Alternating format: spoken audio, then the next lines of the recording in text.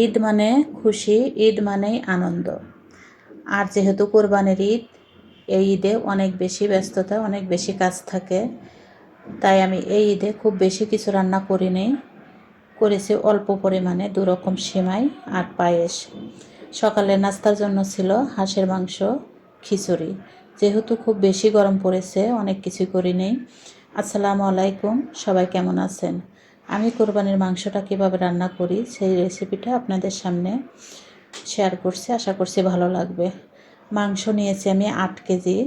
এর সাথে কলিজা আছে, ফ্যাপসা আছে, তেল আছে, সব কিছু মিলেই নিয়েছি। আর একটু পরিমাণে বেশি রান্না করছি, কারণ কোরবানির ঈদের মাংস যেদিন রান্না করা হয় ওই মাংসটার টেস্ট অন্যরকম থাকে, তাই একটু বেশি পরিমাণে রান্না করেছি। প্রথমে আমি দিয়ে দিলাম আস্ত মশলা, এরপরে দিয়ে দিচ্ছি থেতো করা রসুন আর রসুনের কোয়া, দিয়ে দেবো পেঁয়াজ। মাংসর পরিমাণ বুঝেই মশলাগুলো অ্যাড করতে হবে। দিয়ে দিচ্ছি আদা বাটা, জিরা বাটা,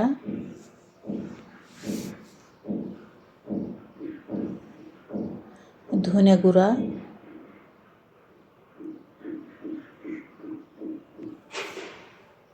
হলুদের গুঁড়া, মরিচের গুঁড়া, স্বাদ মতো লবণ, সর্ষের তেল দিয়ে খুব ভালোভাবে একটু মাখিয়ে নেব।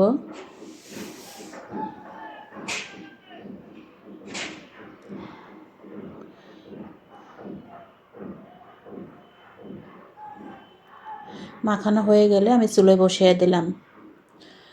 আর এই মাংসটা খেতে অসম্ভব মজার হয়েছিল।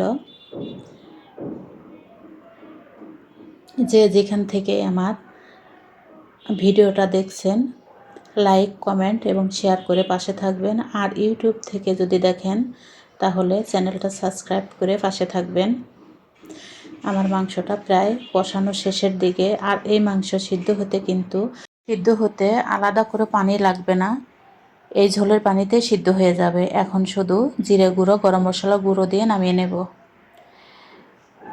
দেখুন মাংসের কালারটা কত সুন্দর হয়েছে। আর এই মাংসটা যত জাল হবে তত আরও বেশি মজা লাগবে, তাই আমি একটু বেশি পরিমাণে রান্না করেছি। কোরবানির মাংস রান্না করতে আলাদা কোনো মশলার প্রয়োজন হয় না, আল্লাহ তাআলার রহমত। এই মাংসটা যেমন তেমনভাবে রান্না করলেই খেতে অসম্ভব মজার হয়। তাই ঈদের দিন মাংস বেশি করে রান্না করবেন, বক্স ভরে ভরে রেখে এরপরে আস্তে আস্তে সেই মাংস খাবেন। যত জাল হবে তত মাংসটা আরও বেশি মজার হবে। দেখুন কালারটা কত সুন্দর এসেছে, আর খেতেও মাশাআল্লাহ অনেক মজার হয়েছিল। আল্লাহ হাফেজ।